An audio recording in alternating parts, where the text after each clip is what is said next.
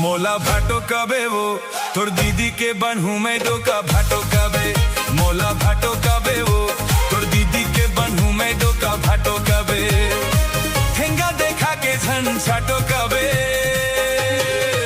तोला भाटो का होगा मोर दीदी के बनबे घर वाला भाटो का हो। तोला जीजा का होगा मोर दीदी के बनबे घर वाला जीजा का हो।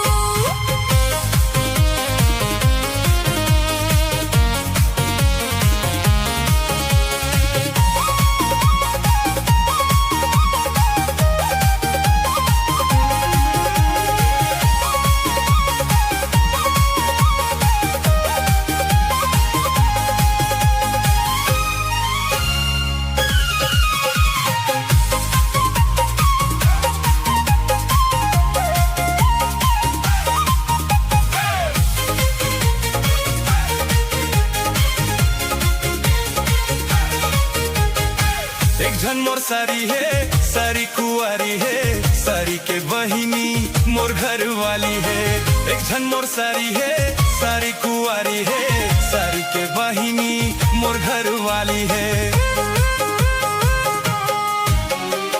सारी सारी कही के मोला रिझाथे जी अपन माया मा मोला फसाथे जी।